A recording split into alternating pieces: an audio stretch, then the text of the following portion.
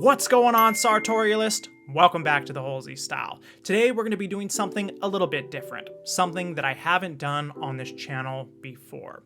Today I'm going to be reviewing a book, in particular Black Ivy, A Revolt in Style by Jason Jules and Graham Marsh. I'm going to be talking about some of the features that I most enjoyed about the book, but also talk about some that were very disappointing so that you can make the most informed choice for yourself, whether you want to purchase a copy of Black Ivy, A Revolt in Style.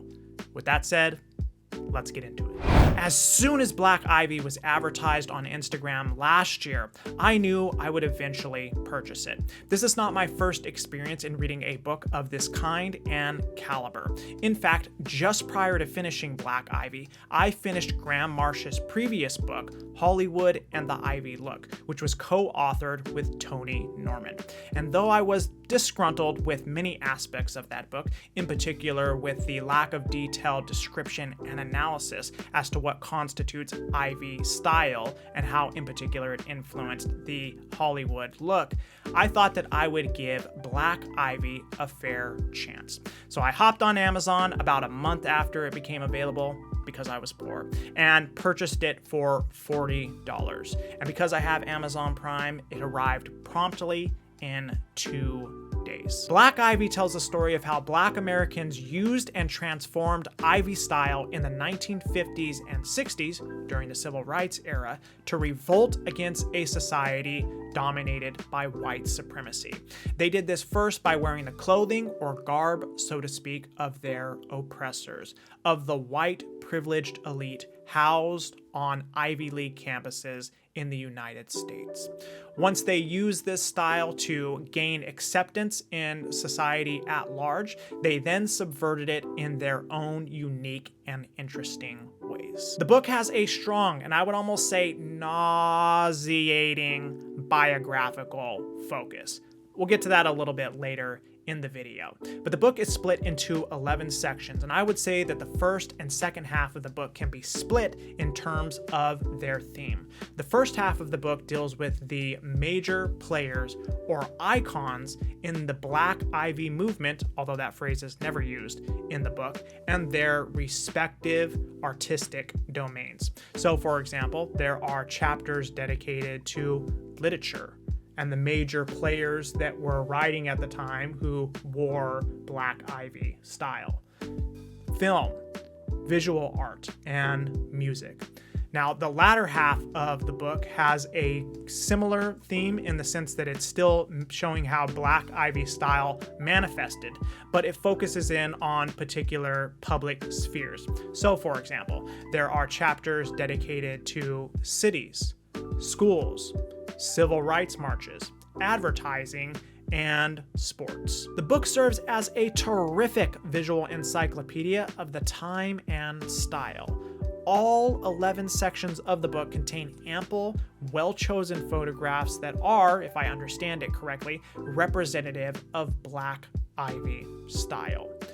I greatly enjoyed just sitting and gazing for 5, 6, 7 minutes at a time at some of the outfits of some of my favorite icons, such as, for example, John Coltrane and Miles Davis and Muhammad Ali. And that is another beneficial aspect of this book, which is that it can serve as outfit inspiration fodder if you are interested in developing more of an Ivy look or incorporating Ivy looks into your presentation. Further, and this may be a feature that you yourself enjoy, but I just found that this book had a strong, nauseating, as I've already said, biographical focus. In particular, that first half of the book that deals with the major players or icons in their respective artistic domains. Anytime a new player or icon is introduced, there is a lengthy description of their contributions to their field, and there's very little comment about their particular style. If you're going to introduce Miles Davis, I would have rather in this book have heard how it is that he implemented ivy style, or how he transformed it in order to create a unique black ivy style. But you'll find that in this book, there is very, very, very little analysis. I would say that it almost assumes a too high level of familiarity with ivy style, and in particular, black ivy style. In fact, much of the descriptions of the outfits in the book are very bland and not very helpful in terms of analysis. Usually it's just a comment upon what the person is wearing.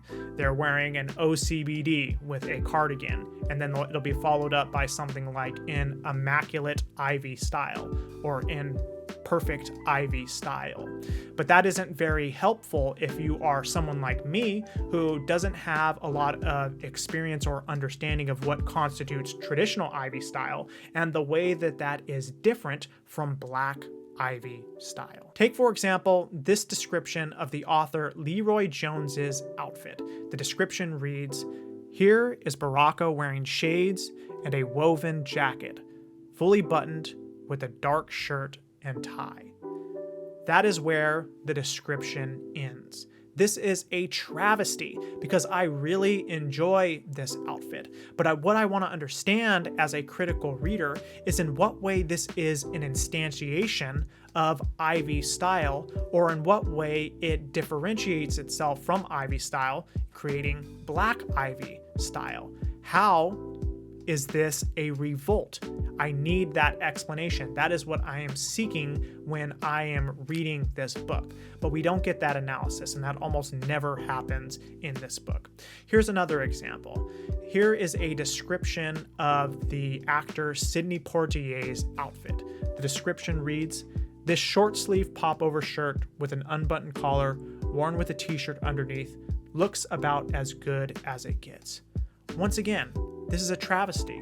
I'm wondering, as a critical reader, reading a book called Black Ivy, a Revolt in Style, how this is an instantiation of ivy style, or how it is an instantiation of black ivy style. In what sense is it a revolt? There's very, very little, if any, analysis in this book. I would recommend this book to you if you are seeking a visual encyclopedia of the time and style, or if you are seeking some historically accurate, so to speak, outfit inspiration fodder, which you can certainly cull from many of the photographs in Black Ivy.